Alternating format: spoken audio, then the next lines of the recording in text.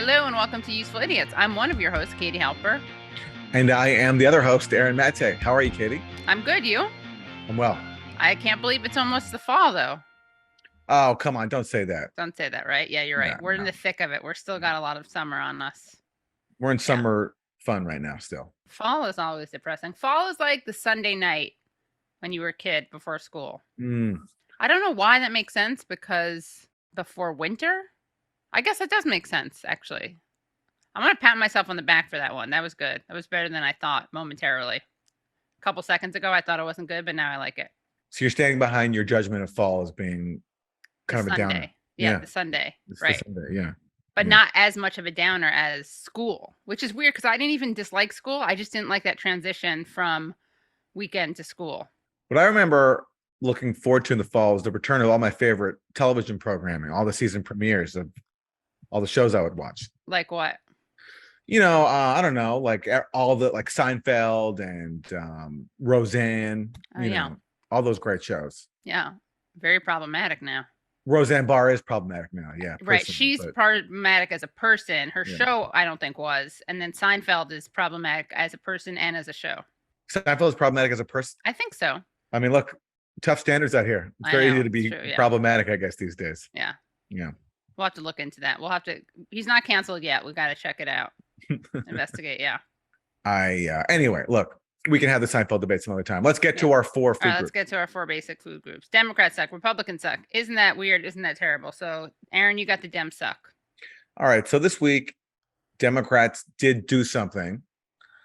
And as someone out there who watches this show and you see us criticize Democrats a lot, you might be thinking, all right, are they finally going to give credit to Democrats for passing something, which is the Inflation Reduction Act, which has some provisions in it that are welcome, including provisions to tackle the climate. Well, sorry, we are kind of the Debbie Downers of the left. So we're going to have to bring you what's bad about this bill and why it actually shows that Democrats suck.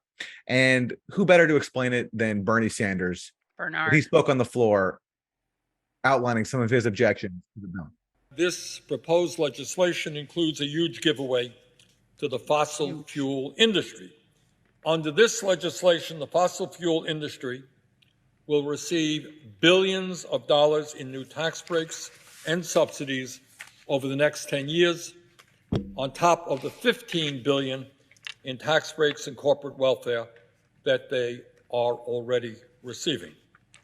In my view, if we are going to make our planet healthy and habitable for future generations, we cannot provide billions of dollars in new tax breaks to the very same fossil fuel companies that are currently destroying the planet.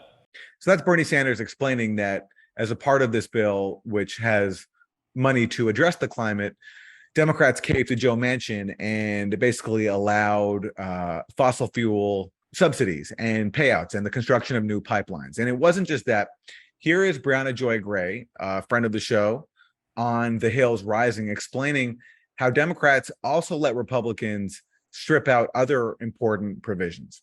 Over the weekend, Senate parliamentarian Elizabeth McDonough advised Democrats to cut the parts of the spending bill that would punish drug makers for inflating their prices. The Lever reported that this could have saved $40 billion.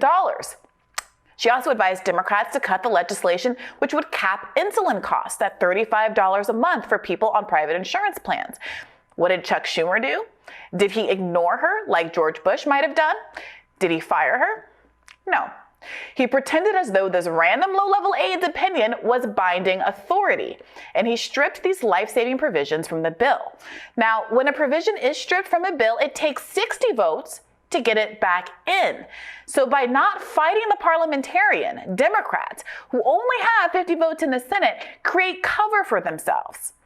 Every single Democrat can grandstand in front of their voters and vote to add the provisions back in without any danger of those parts of the bill actually making it back into the bill. And having the bill actually pass, and therefore upsetting the lobbyists that fill their campaign coffers. And that's exactly what happened. All 50 Democrats voted to keep those provisions in the bill. 7 Republicans even got on board, but praise be to Aetna, Cigna, and the Temple of Private Health Insurance, there just so happened to be 3 too few votes to help the American people. Think I'm being too cynical? Listen to this reporting from The Lever.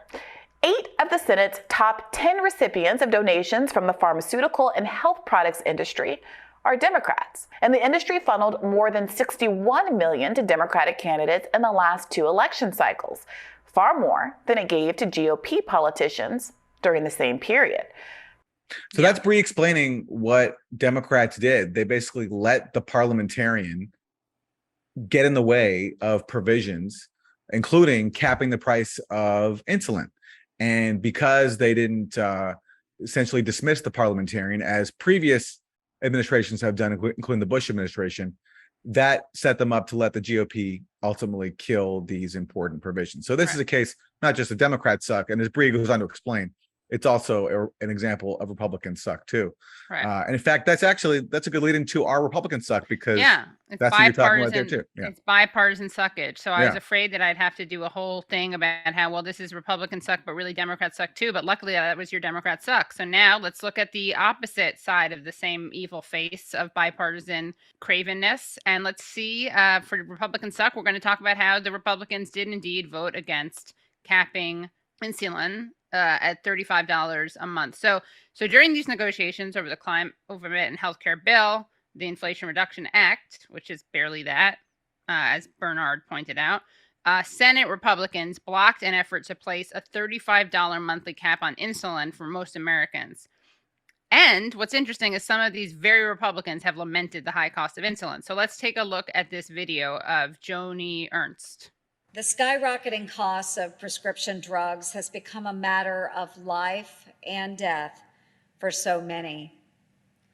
We've heard the heartbreaking stories of individuals who could not afford their insulin, were forced to ration and skip doses, and as a result, they lost their lives. I remember quite vividly a conversation I had with an Iowa mother explaining how she lost her son, who as a young man was rationing his insulin because he could not afford to do more. It was a heartbreaking discussion, and having that discussion with that mother, I could not help but think then of my own brother and sister who have been reliant on insulin as juvenile diabetics for nearly all of their lives. When we talk about the cost of prescription drugs, folks, lives are literally on the line. And Iowans have been very clear with me where they stand on this issue. They want to see us come together to advance solutions that drive down those drug prices. Now, that's very moving and very touching. And it's great that she knows that people's lives are on the line. It just means that she's that much more of a weird ghoul for voting against capping the price of insulin, because she knows that lives are on the line, including apparently her brother and sister. So I don't know what made her vote against this. Maybe she started hating her brother and sister. Maybe there was a family dynamic thing. She got into a fight with them. No longer wants them to be able to afford insulin. Unclear, but something changed her. Yeah, her speech sounds like she's about to justify voting for a price cap on insulin. But apparently when it came time to vote, she went the other way. So, yeah, Joni, you suck. Republicans suck. It is nice that we can have this bipartisanship, people coming together to help kill people with diabetes from both parties. That's right. Yeah, in their own way. Democrats in their cowardly way, and Republicans in their typically sadistic way, just openly expressing their contempt for people who need insulin to survive. Yeah. So great job, everybody. Yeah, all right. Good job. So for Isn't That Weird, check out this tweet from the Ukrainian government. This is the Center for Strategic Communication and Information Security under the Ministry of Culture and Information Policy of Ukraine. And this is This is what they tweeted out. It's pretty scary. Pretty scary. Urgent. Russian troops have wired energy units of the Zaporizhzhia nuclear power plant with explosives. Major General Vasilyev, commander of the garrison station at the plant, announced readiness to blow up the plant, leading to a nuclear catastrophe. Oh my God, this is a crazy allegation. This is the Ukrainian government accusing Russia of wiring a nuclear power plant with explosives and basically holding the world hostage, that if Russia doesn't get what it wants, it's going to blow up the plant and cause a nuclear catastrophe. This is an actual allegation from the Ukrainian government. And this is because right now there's these allegations on both sides that the other is shelling this nuclear power plant. Russia has occupied it since March, and there are still Ukrainians working there. And there's been shelling of this plant. And both sides, Russia and Ukraine, accuse the other of doing it. And the UN has been saying this could trigger a disaster. This is suicide. And everyone is pleading just for some resolution to this. But this is Ukraine saying that not only is Russia shelling the plant, its own plant, which is a strange allegation because the idea that Russia would shell a nuclear plant that it's currently occupying just seems pretty far-fetched. But also they've wired it with explosives and are like holding basically the world hostage. It's pretty crazy. And what is the U.S. doing in response to this crisis, this threat of a nuclear disaster? It's sending its largest shipment of weapons to Ukraine yet. And just look at this headline from Politico.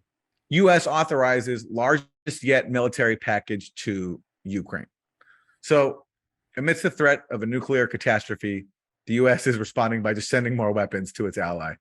I don't know. That's also kind of an isn't that terrible?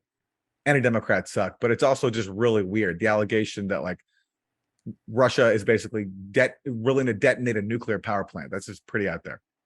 Well, he's a madman, right? Don't they always say that? He's a madman, Aaron. It does fit in with the madman theory. Yeah, for sure. He's a lot like you know who. Yeah. Hitler, as they like to say. Well, that is weird. I wonder if we're going to hear more on that. Any updates on let's hope so, because if not, we might have a nuclear holocaust. Yeah. Although a lot of people seem okay with that. A lot of the people who were calling for a no-fly zone. Oh, sure. Yeah. There are plenty of people who are nuclear holocaust curious, for sure. Yeah, right. Sure. On the spectrum. Yeah. Well, so for Isn't That Terrible, we have some really important announcement. Aaron, this is a little bit before your time on Useful Idiots, but I really don't like sharks. And I think we live in a very sharkagandistic world. Big shark, big lobby. I don't know how they do it, but they somehow scare the media into downplaying them. But luckily, every now and then, some brave journalistic outlet with a lot of integrity comes out and tells the truth and speaks truth to Finn about sharks. So here, let's read at the New York Post. Shark spotted in shallows near kids playing. Get out of the water. And now let's read the article. They looked as if they were going to crawl up on land. Large sharks were spotted swimming next to the shore in Florida Saturday, prompting beachgoers to evacuate. Footage of the shallow water shark NATO is making waves online amid spikes in attacks and sightings along the eastern seaboard. The jaws-dropping clip, get it, filmed Saturday at Neptune Beach in Jacksonville, per Fox News, shows several large sharks of indeterminate species cruising through the shallows mere feet from the beach where kids are playing. Elsewhere in the clip, swimmers can be seen standing in the drink as two men are escorted to shore by a yellow lifeguard float. The clip, which coincidentally coincides with Discovery's annual Shark Week program, comes amid an unverified report that a man had been attacked that same day at a Jacksonville beach, with eyewitnesses claiming his leg had been left in shreds, according to Jam Press. Supposed bystanders claim they saw the man gesturing for help, followed by blood filling the sea, though these reports have yet to appear in local media. Again, I think we know why. Sharkaganda, perhaps. Veracity of the attack notwithstanding, there's been a rash of sharktivity along the east coast of late. Last week, alarming drone footage showed sharks, including great whites, circling in the water 100 feet away from the beaches of Long Island. This followed an uptick in sightings, which prompted authorities to shut beaches across the region. Thankfully, in most of the instances, it was unlikely the sharks were looking at the victims as lunch. Quote, one thing to keep in mind is sharks are not out there trying to eat surfers and swimmers. They'd much rather eat fish, but in many cases, they mistake us for their actual prey. When they do bite, they usually move on. That's supposed to make us feel better? That they're mistaking us for fish, and after one chomp, they'll move on? That doesn't give me a lot of reassurance or solace. But no surprise. Typical sharkaganda line. These sharks are living on the wild side. They're living on the wild side. They're out of control. Sharks gone wild. I wish we could just get rid of them as a species. But apparently that would be bad for the food chain. So that would be, if you could eliminate one. Oh, yeah. Big time. Sharks would be it. Oh, yeah, definitely. From the animal kingdom, from the species. Yeah. Okay. What about you? I mean, I live in New York City, so I'm biased to want to eliminate rats. Yeah. I don't see what they offer. Yeah, except not a lot. Just scaring people constantly on the Scaring street. people, and I think they carry a lot of disease. There we go. Yeah. I'm sorry. Any rats who watch you, Slutty, I apologize. And I don't want to, I'm sorry to exclude you and to wish for your elimination, but yeah, it's what it is. Exclude is a little bit of a euphemism for wishing someone's death. Yeah. I'm sorry to exclude you from life on Earth. Yep. So, Aaron, anything else that's on your mind? Well, should we talk about what happened when CBS News decided to report factually on the Ukraine proxy war? Yeah. What happened? I'm sure they were fearless in their reporting, right? Well, they were for a second, but then because of that, second, they got attacked and they caved instantly. Look at this. Look at this tweet from CBS News. CBS News says, we removed a tweet promoting our recent doc, Arming Ukraine, which quoted the founder of the nonprofit Blue Yellow, Jonas Oman's assessment in late April that only around 30% of aid was reaching the front lines in Ukraine. And what he was saying there in this clip was that 30% of the weapons aid to Ukraine was actually reaching the front lines in Ukraine. The rest of it was not being tracked. And that's what other experts, including somebody from Amnesty International, told CBS News. So after they reported that basically the U.S. is not keeping track of the flood of weapons that it's sending to Ukraine, billions of dollars worth, CBS News got pilloried online. People were calling it Russian propaganda, all the usual stuff. And within hours, CBS deleted that tweet of the clip and even said that it was going to re-edit its documentary. And the basis for that, they said, was that they've received updated figures since then, and that recently one U.S. official arrived in Ukraine this month to help keep track of where the weapons are going. So somehow magically, a U.S. official, one person arriving in Ukraine this month, after this war has been going on for 6 months, can now suddenly single-handedly keep track of all these weapons. It's pretty extraordinary. But luckily, somebody saved the clip that was deleted by CBS, and let's look at why it was deemed so offensive.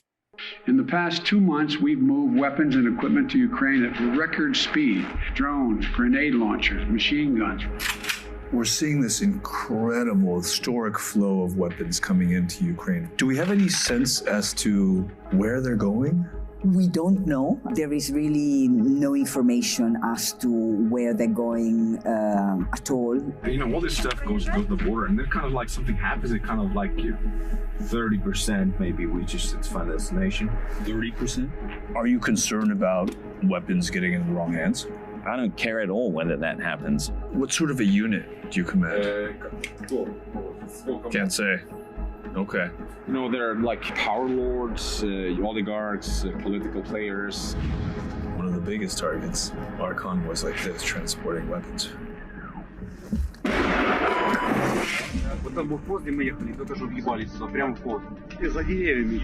just hit the checkpoint we passed. Europeans had come to believe that project of integration had effectively meant the banishment of armed force. All of a sudden, not far from the borders of the EU, was the most significant war since World War II.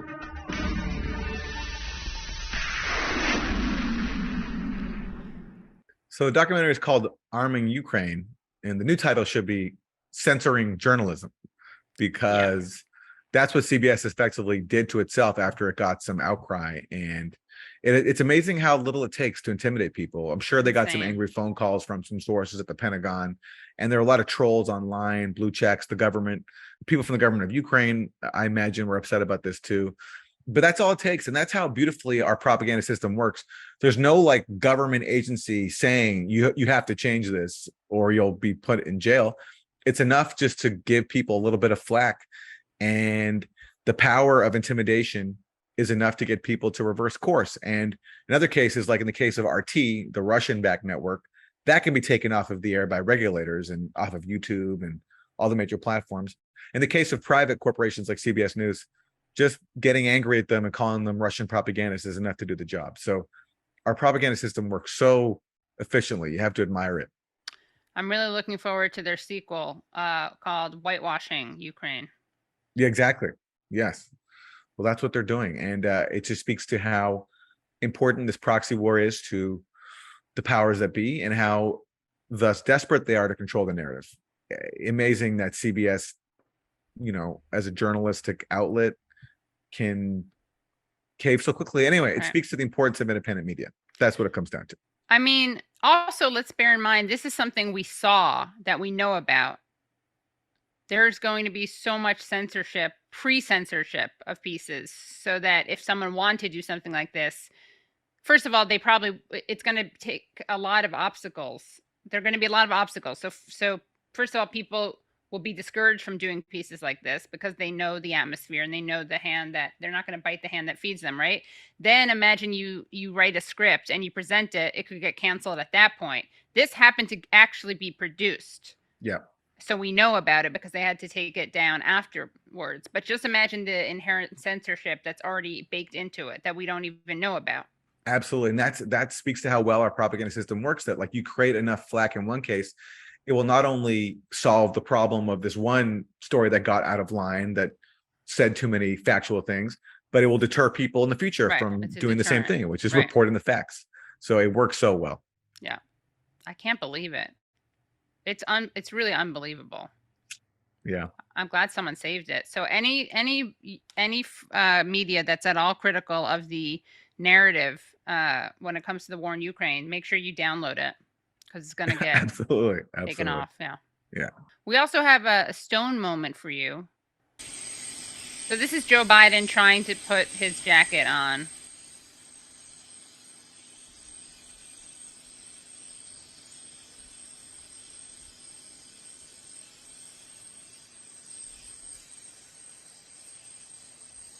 And Jill steps in to help him. Now, I'm a little torn. I find this kind of endearing and cute, but it doesn't inspire that much confidence. What do you think? I've been there before. Yeah. You're putting on a suit jacket, especially one that's a little bit tight. Yeah, and it's windy where he is. It's windy, Oh, then he drops his glasses. I give him a pass for this one. You give him a pass? All right. All right, so it's not a stone moment then. It's a could be stoned. Could be stoned. I mean, if you were stoned, probably you'd have a harder time putting on a jacket. Right, yeah. So, yeah. All right, and let's see. We have another one. This is actually really does make it seem like he was smoking pot. You'll see. Was hollowed out. We let semiconductor manufacturing go overseas. And as a result, today, we barely produce 10% of the semiconductors, excuse me, despite being the leader in chips design as well as research. American company Micron is announcing today that because of this law, it's going to invest $40 billion over 10 years to build factories and special chips called memory chips that store information on your smartphone. Investment. This investment alone is going to create 40,000 jobs. Excuse me, I'm sorry. And increase market share in memory chips by 500%. 2 more American companies. Want to take another sip of water? Sometimes you burn your throat. Can't stop coughing. Oh, yeah. Look, the takeaway there is if you're going to hit the weed, and we're not advocating it, everyone's got to make their own choices. Yeah. But if you're going to smoke weed, you got to ease off on those tokes. Don't take too big of a hit, or else you're going to, like Joe Biden, just be coughing profusely. Right. Profusely, yeah. Yeah. Have a gummy, Joe. Exactly. Yeah. Spare Or don't. We're not advocating. Right. Right. But if you're going to. Yeah, if you're going to. We're not saying you should be like Joe Biden. No. And we're not saying Joe Biden should ingest anything, but we're saying if he needs it for whatever reason, do a gummy. Better for your lungs. Exactly. All righty. Well, we got a great guest for you. Yes, we do. Indeed. Yeah. We're going to be talking to historian and author Vijay Prashad. He is a writing fellow and chief correspondent at Globetrotter. He is the chief editor of Leftward Books and the director of Tricontinental Institute for Social Research. He is a senior non-resident fellow at Chongyang Institute for Financial Studies, Renmin University of China. He has written more than 20 books, including The Darker Nations and The Poorer Nations. His latest book is Washington Bullets, with an introduction by Evo Morales Ayma. But he actually has another book that's come out, and he has another book coming out with Noam Chomsky, which we'll talk about with him.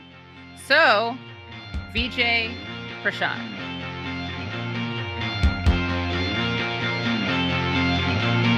We're so excited to have Vijay Prashad joining us. Welcome.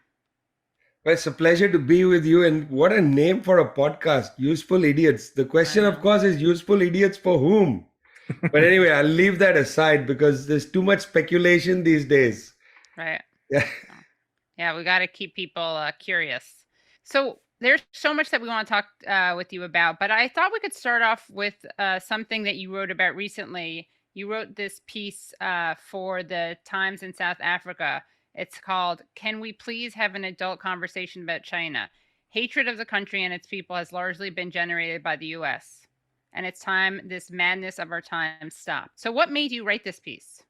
Well, there's been a controversy going on in South Africa, which I find peculiar, in which I was dragged in, somehow. Well, somehow is a disingenuous thing. I was dragged in because I know some people who are in the middle of shutting down or restructuring a website where I don't actually have any personal responsibility, or I'm not, on the staff or anything. But anyway, I was dragged into a controversy, and in the middle of all this, in both the Mail and Guardian and in Daily Maverick, two major newspapers in South Africa, I was essentially called a Chinese agent, an agent of China. Well, what was the evidence given for that? One piece of evidence is that at the institute that I direct, Tricontinental, I have at least 3 people, fellows of the institute, who are domiciled in China. One of them happens to also be one of the principal people at the China Institute, which is at Fudan University in Shanghai.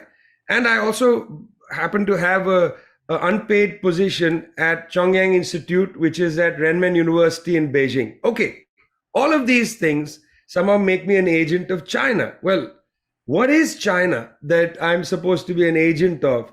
Do they mean the Chinese people? That's 1.4 billion people telling me what to do. Do they mean the Communist Party of China? That's 95 million of them.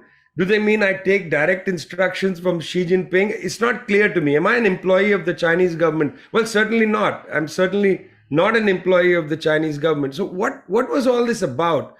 It struck me, Katie, that rather than have a conversation about China, have a conversation about the role of China in the world, they simply wanted to say, I'm not a credible person to listen to. Well, okay, you don't want to listen to me, don't listen to me. That's a separate issue. Why are you getting so upset with my presence in the public sphere? You're getting so upset by merely my presence that you then disparage me. So let's have a conversation. What is the issue at hand? Well, are you upset that China has, for whatever reason, been able to create an incredible economic engine, which in many areas, including in robotics, in high-speed rail, in telecommunications, in many of these areas, Chinese firms have leapfrogged over Western firms. And rather than commercially compete with these companies, Western companies gone running to the White House and said, conduct a trade war, smash China, weaken China, because, they're going to overtake us economically. Well, let's have a discussion about why China is able to outflank the United States economically. That's an adult conversation. You want to talk about Xinjiang? Let's talk about Xinjiang. You want to talk about Taiwan? Let's talk. But instead of having these conversations, these what I consider to be, well, it's actually unfair to call them adult conversations because adults talk so poorly these days, especially, in the world of Twitter and so on. But the point was, let's talk. Why do you need to disparage me? Maybe you don't have an argument to make on some of these issues. And you, like the United States, which rather than try to outflank China economically, prefers to use muscle, including military force, the same kind of way other journalists, commentators, people at think tanks and so on, rather than have a real conversation, you just want to fire I guess, some sort of missile at me and say, get him out of the public domain. This flare-up recently over Nancy Pelosi's visit to Taiwan, what does that signify? Was that a turning point in U.S.-China relations? And why was her visit so significant from the point of view of China? See, Aaron, it's important for people to know that until 1978-79, the United States actually recognized the Republic of China, what was known as the Republic of China or Taiwan, as the legitimate claimant to being China. The United States backed Taiwan. Well, people may not know this, but from 1949, when the Kuomintang fled the mainland for Taiwan, from 1949 to 1987, Taiwan was a dictatorship led by the Kuomintang. I mean, the United States, in that sense, backed a dictatorship against the People's Republic of China. It's not a question of, democracy versus communism or anything. It was an out-and-out dictatorship. After 1987, when the dictatorship, quote-unquote, ended, for the next decade or so, the Kuomintang remained in power. But in 78-79, the United States, for geostrategic reasons under Jimmy Carter, decided to shift allegiance from Taiwan to the People's Republic of China. And indeed, already in the early 70s, the People's Republic of China took the United Nations seat that was for China. So that had already happened. And in the late 70s, the US recognized the PRC, not Taiwan. But in order to maintain a kind of strategic piss you off sort of demeanor, the US government passed the Taiwan Relations Act. And since 1979, the United States has played this duplicitous game. Has on the one side, obviously recognized the People's Republic of China, engaged the PRC, benefited by the fact that there was an enormous economic growth in southern China, in the Shenzhen region, put a lot of US investment into China. Apple as a company would never have taken off without China. Apple entirely in its history is reliant on China.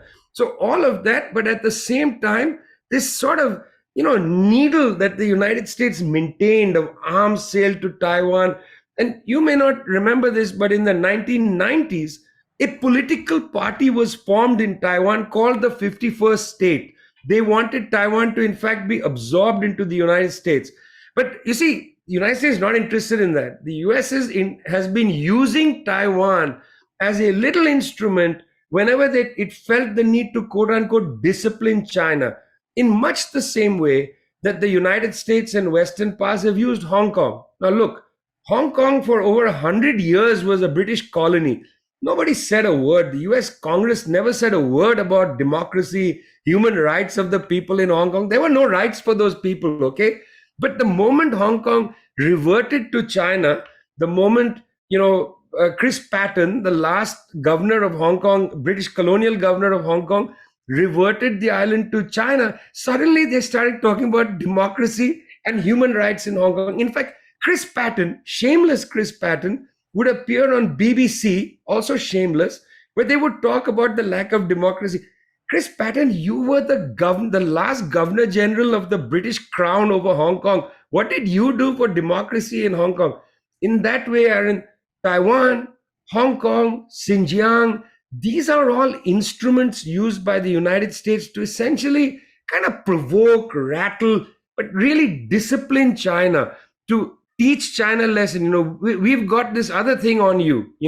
It would be as if the Chinese decided, and I know this is a silly argument, as if the Chinese decided to play little games with Guam or play a game with Hawaii, where Xi Jinping would take a flight to Guam. Wouldn't that be interesting? What would the US government do if Xi Jinping decided, I'm going to visit Guam? My God, there'd be an international incident over this and so on. So I actually don't really feel, Aaron, that this is a turning point. I feel that the visit of Nancy Pelosi, not by herself, I mean, there were liberal Congress people, quote unquote liberal, Gregory Meeks of New York City, who's put this ridiculous bill before the US legislature on, Russian influence in Africa and so on. These people all went to Taiwan together, to Taipei. And what this is, in my opinion, is merely a escalation of the same policy. This is not a decisive break. The reason we know it's not a decisive break is because there were these signals coming from the White House, from President Joe Biden, and from the Pentagon that they were not entirely keen on Pelosi's visit. This is the way in which this disciplining has happened. Years ago, Nancy Pelosi herself, in another congressional visit, went to Beijing, where she went very provocatively to Tiananmen Square and unraveled a sign which said, we stand for democracy and so on. This is part of that sort of, we have this on you attitude of the US government. And it's really, really bothersome to people in other countries because it's a super arrogant approach, to foreign relations. And what do you think is going to happen next? I mean, you're saying it's not a departure point, but are we closer to war than we've been before? Well, it depends who we is. The first thing I think is that the Chinese look, very fortunately for the world, China did not make this an incident beyond a war of words, because it would have been quite easy for Chinese military planes to have blocked the approach of Nancy Pelosi's aircraft into Taiwanese airspace. They didn't play any games like that. They actually allowed her to land in Taipei. She met people, she got on her plane, she left. They didn't actually make an incident in the skies and so on. This was not a Cuban Missile Crisis, They just let it happen. But then what did they do? Immediate military drill around Taiwan, closed down the airport. It's significant that they actually shut down civilian craft after Nancy Pelosi had left, just to send a message saying we could have done that, but they didn't. They did not want to escalate this into a serious, Cuban Missile Crisis type incident. So they let it happen. That's actually a sign of maturity on their part. Some people, who are aggressive say, well, it was weakness. I don't think so. I think that's a sign of maturity.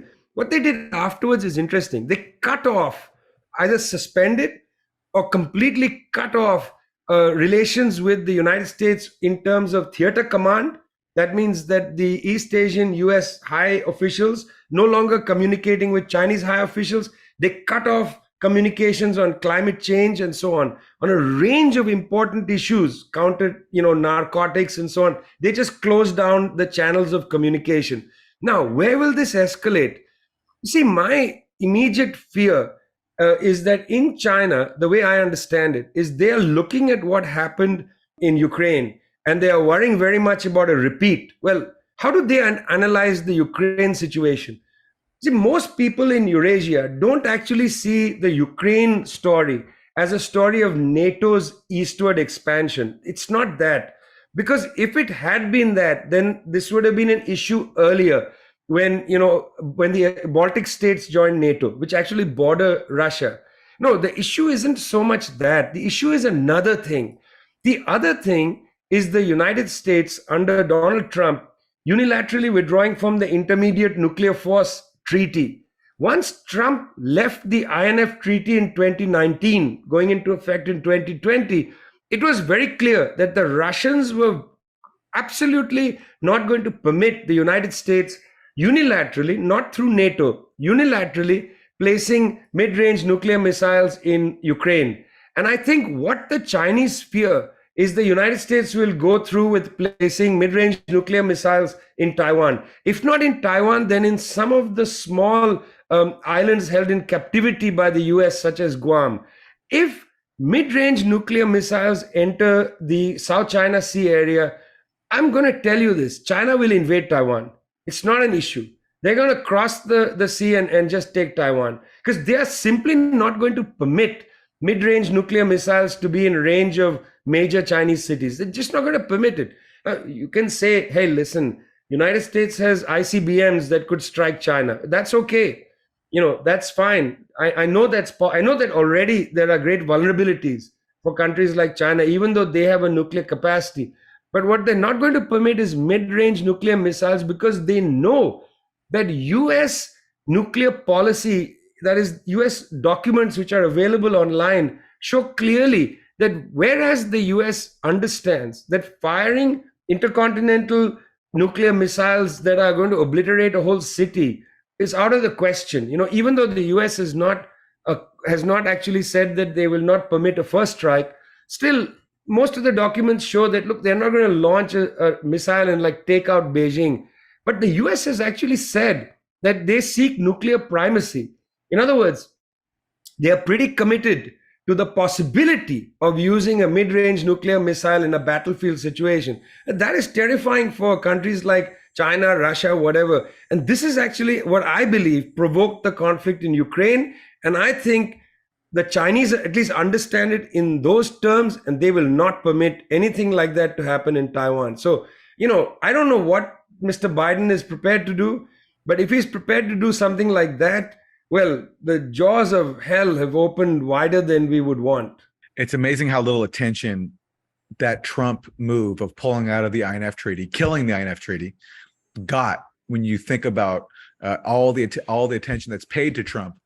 Very little attention is paid to the worst things that he did, including that, which accelerated the race to a nuclear holocaust, essentially, and raised tensions elsewhere too.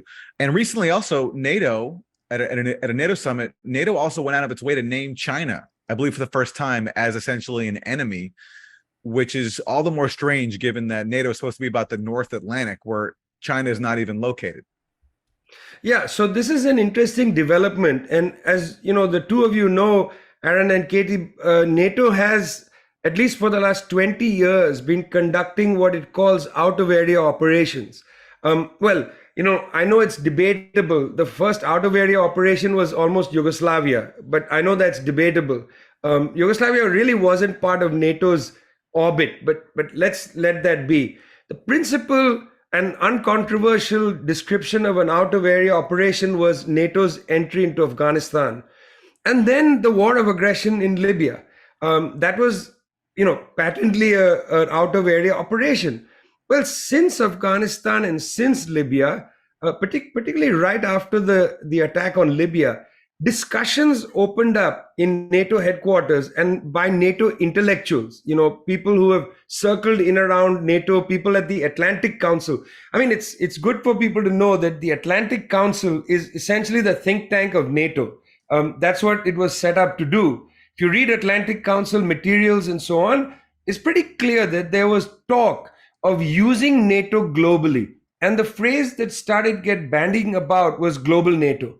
Okay, this is an interesting thing. And then we got these other cute kind of things like the Quad, India, Japan, Australia, and the United States. That's the Asian NATO. Well, I don't know, Australia technically not a part of Asia, nor is the United States, but still. And then this new quite ridiculous grouping called U2I2, United Arab Emirates, United States, Israel, and India, Middle Eastern NATO. I really don't think so. But this idea of NATO as a global phenomena, whether global NATO or an Asian NATO, this has now become more normal. Well, the Madrid summit held this summer in Spain of NATO wasn't actually the first time that their declaration pointed a finger at China. It was 2 years ago when they first started talking about Chinese threats and so on, and Russian threats as well. This time, the text was far more aggressive than it had been previously.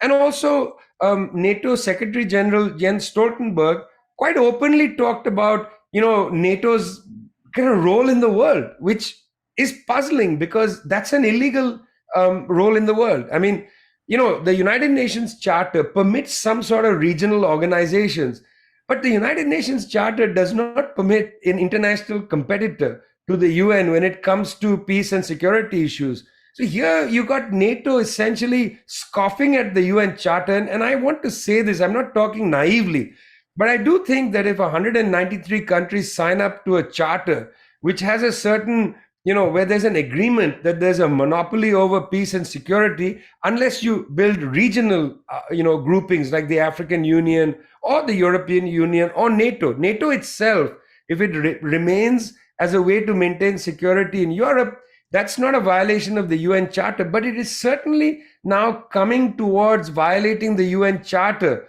If NATO goes out there and sets up shop in Diego Garcia and starts unilaterally bombing countries in Asia and so on, it's a very dangerous thing because what we're getting, and it's parallel to what the United States has been saying for a long time. The United States has started to use a phrase, now for a decade or so, of the rules-based international order. what they mean by that phrase, rules-based international order, is the US rules-based international order. They don't mean the United Nations charter-based international order. So now you've had for a decade or more the United States talking about this, rules-based international order, which will now be essentially, maintained by NATO, not by the UN. That's dangerous. And, I would like to see countries around the world be a little more circumspect about allowing this concept of global NATO to become normal.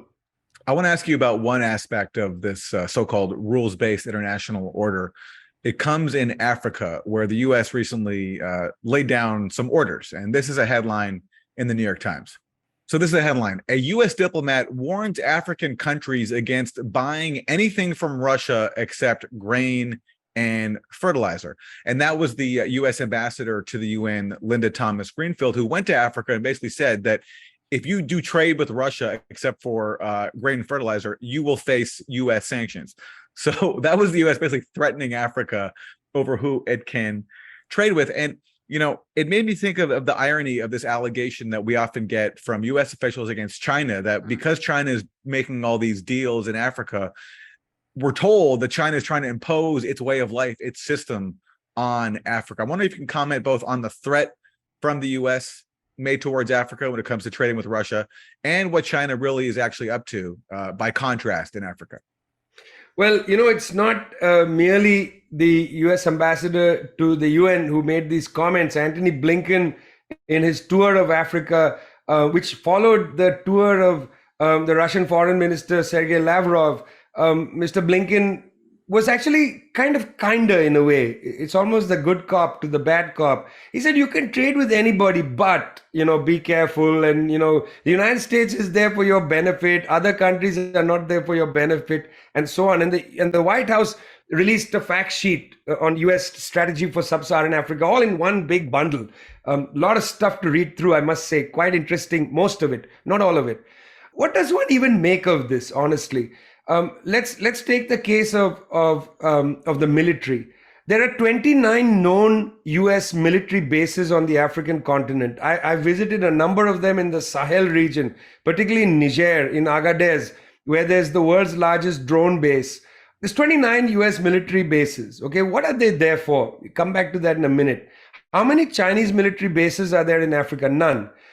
What there are in Djibouti is a port structure which the Chinese have built in order to participate in the UN mission against piracy. Now, again, whether the Chinese should be involved in that, whether the interpretation of piracy is accurate, that's a separate question.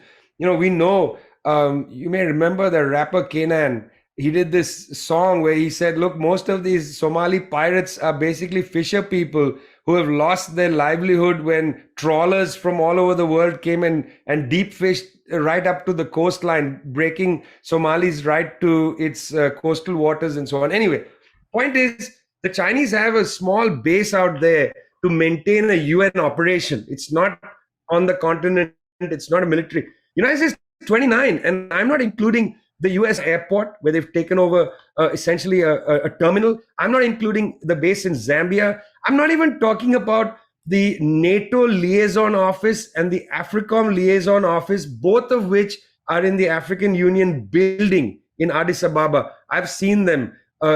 You can't get into them, but they are interesting, facilities. I don't even know what you'd call them. Is it just an office? Is it a arm twisting shop? I don't know. So United States has this massive military presence. Why? Why is the US there in the Sahel? Well, there's several reasons for that mission. The least of which is its war on terror. Let me tell you, because, I know this war on terror business in the Sahel region.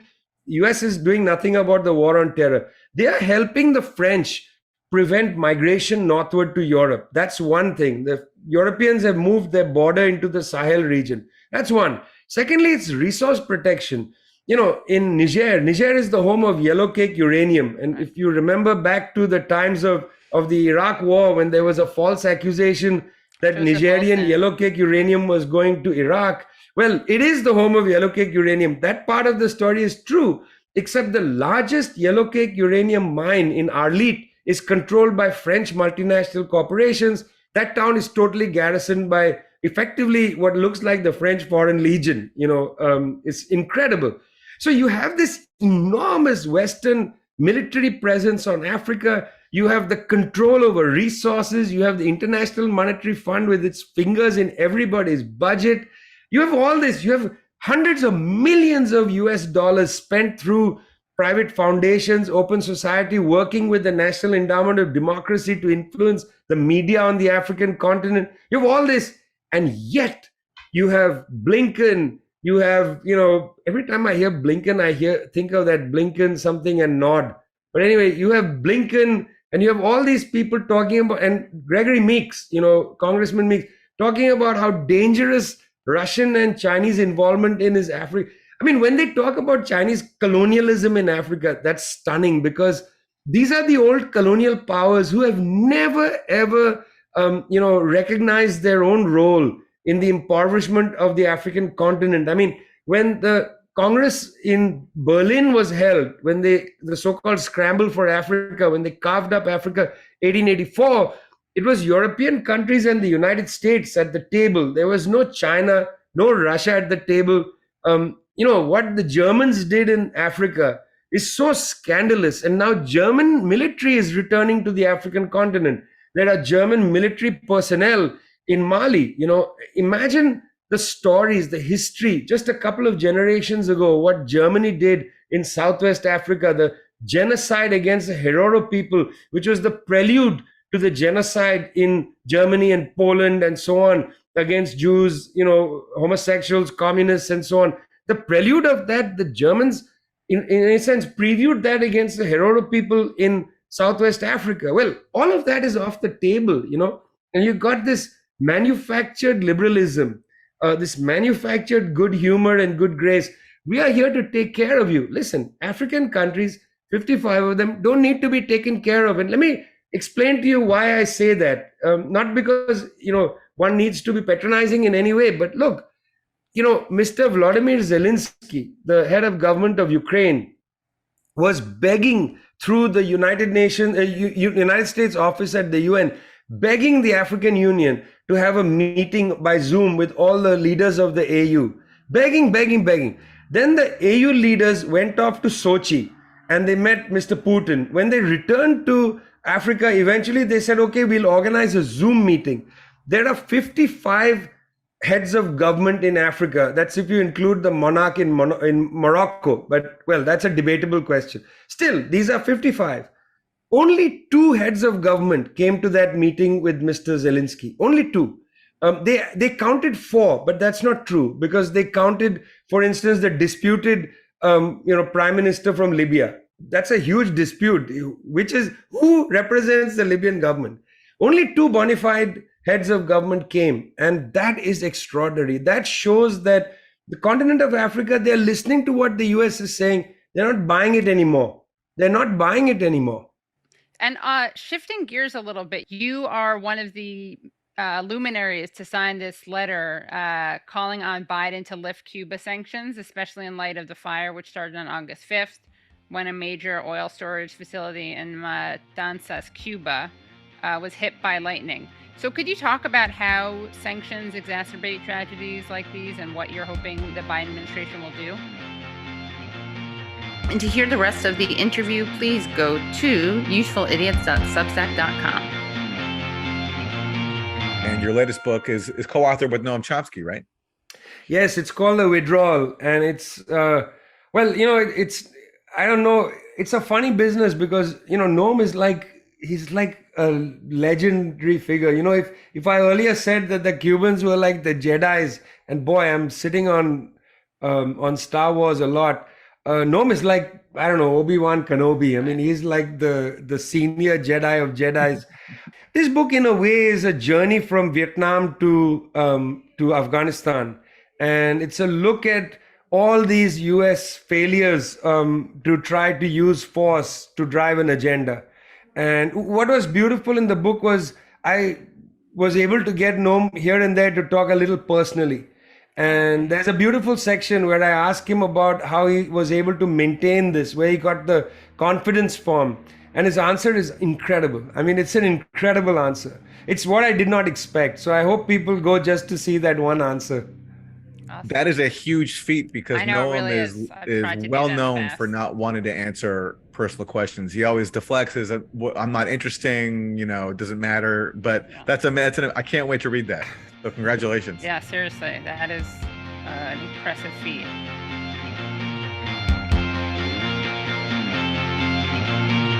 Well, that was great. Love Vijay. Always love talking to him. Very informative. And for people who want to pick up his latest book with Noam Chomsky, it's called The Withdrawal, Iraq, Libya, Afghanistan, and the Fragility of U.S. Power. And I definitely will be picking it up. Sounds great. Yeah, awesome. See you guys next week. Make sure that you become Substack subscribers so you can hear our full interview with Vijay. All right. Bye, everybody. Bye.